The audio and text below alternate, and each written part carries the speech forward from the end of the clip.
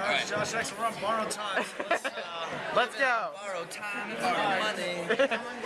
You got a quacking ovation? I know, how about that? That was unexpected. Who knew that there was overlap between the Fringe and Mighty Ducks crowds? Well, you did PaceyCon, so why not cross? The PaceyCon thing, I think a guy actually called me Pacey today, which was a strange choice, but that I get more. That's at least in this century. But the Ducks thing, never have I felt more old in front of 6,000 people when I did the math in my head and I was like, holy Christ, that's 20 years ago. 21 years ago. Yeah, hey, I watched it in the movie, sorry. Oh, 21 years. It's just a long time. So are you ready to say goodbye to Fringe? If the direct answer is yes, that's going to sound a little bit prickish. So, yes, I'm ready. Because I think the opportunity that we have to properly finish our show is maybe the rarest thing that can happen in the television world. To be given a grace note or a coda and have Fox say, you know, you're not coming back, but we're not just going to cancel you halfway through a season. You have the opportunity to go and tell your story in the way that you, not my story, Joel Wyman's story, in the way that you want to tell it, finish it the way that you want to finish it, and have the final goodbye to the audience that has come with us over the course of those 4 years. It just really doesn't happen all that often. So in that way, yeah, I'm ready to say goodbye to it because I feel like we get a proper send-off. It's kind of a gift for the fans as well. It's a gift for us who make it. It's a gift for the fans, hopefully, if we don't screw it up. So yeah, I mean, it's the nice version of the story. It's the non-Firefly, non-Millennium version of the story, where everybody who's put in the time gets a chance, hopefully, to walk away. And you know, not everybody's going to like the ending because it's an ending, and that's the way endings are. But everybody who's put in the time is going to have the opportunity to go with it through its entire life cycle. And it is now, in a way, that a show, I was just talking about this before, I have many theories about TV, but one of the most enjoyable times of working on a television show is between the pilot pickup and the first air date. The show is entirely the possession of the people who make it, because you're only at that point making it for yourselves.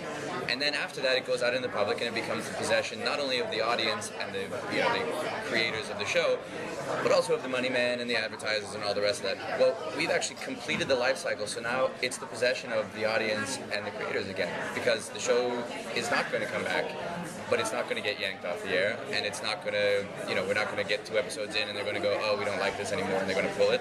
So it's just the opportunity for us to properly say goodbye to the people who come on the journey with us, which is just beautiful.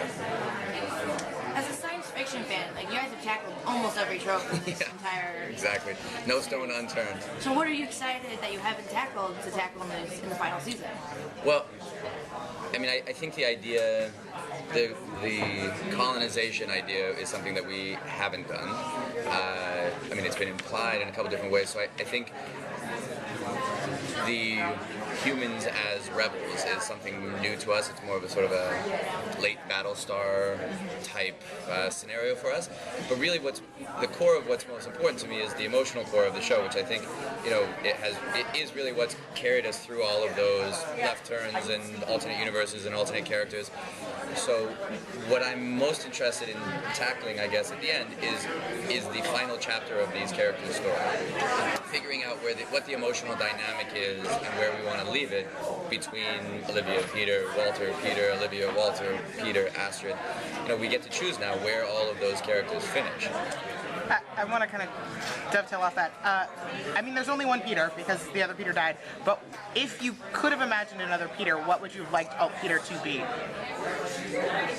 I think the alternate version of Peter would have been the boy, the sickly boy that they talked about, the one that died, right?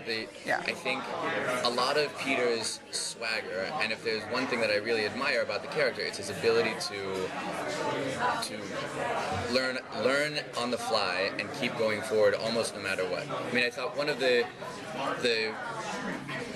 the most heartbreaking things at the end of last season for Peter was that in the moment where Olivia needed him most, right, when she was shot, he froze. It was Walter. Peter didn't do anything in that scene because it was finally something too big for him to absorb, right? In the moment where she needed him because she was dead, he was non-compos mentis, just shattered.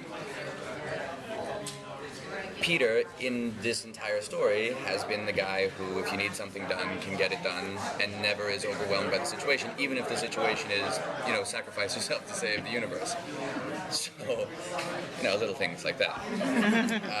So I think the alternate version of him would have been the kid who had to live entirely in a world of the mind, who was, the bubble boy, who was confined to his bed and who was overwhelmed, I think, by everything in life. We'll never know. Sorry. Assuming you know what the direction will be for this season and where it will end, are you satisfied with that idea, with what it could be, and do you think the audience will be satisfied? Am I satisfied? Yes. Do I think the audience as one monolithic block will be satisfied? No, because that's never the case. I happen to love the end of The Sopranos. I was in a distinct minority, though I think people are slightly coming around to the end we all know about the ending of Lost, so not everybody will be satisfied, and I actually think that's good.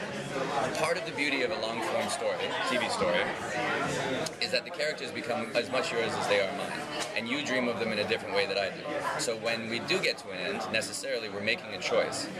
And I'm hoping not all the characters die, so there's a possibility that even though the camera stopped rolling, those characters live on. But when we make a choice, maybe you'll like it, but you won't. So there will be some hard feelings, I'm sure, at the end. But I'm still happy that we get to tell our ending, for better or for worse. Thanks, guys.